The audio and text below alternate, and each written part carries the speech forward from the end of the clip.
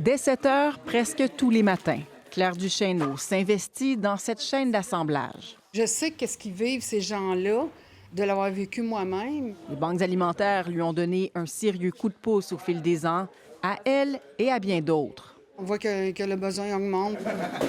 Les boîtes de denrées entrent maintenant par dizaines et chacune y trouvera sa place dans ce nouvel espace plus grand et plus pratique.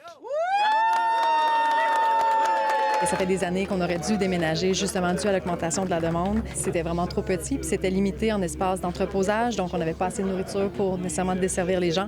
Le Centre en sécurité alimentaire de Gatineau aide 4 fois plus de familles que depuis son ouverture il y a 3 ans. La hausse, elle est vraiment vécue partout. Une hausse vécue aussi à la Soupière de l'Amitié, qui a convaincu l'organisme de prolonger ses heures de service en soirée et pendant la fin de semaine. La demande de service n'arrête pas d'augmenter dans le quartier, donc d'une année à l'autre. Car les coûts du panier d'épicerie exercent de plus en plus de pression sur les résidents.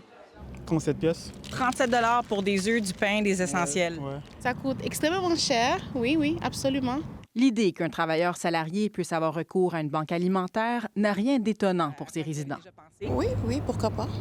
Il n'y a pas de honte à ça. Moi, je sais pas comment les familles de 4, par exemple, font. Là. Le réseau d'aide alimentaire au Québec n'a pas été bâti pour ce nombre de personnes ou cette fréquentation-là qu'on vit en ce moment. Une nouvelle réalité à laquelle de plus en plus d'organismes risquent eux aussi d'être obligés de s'adapter.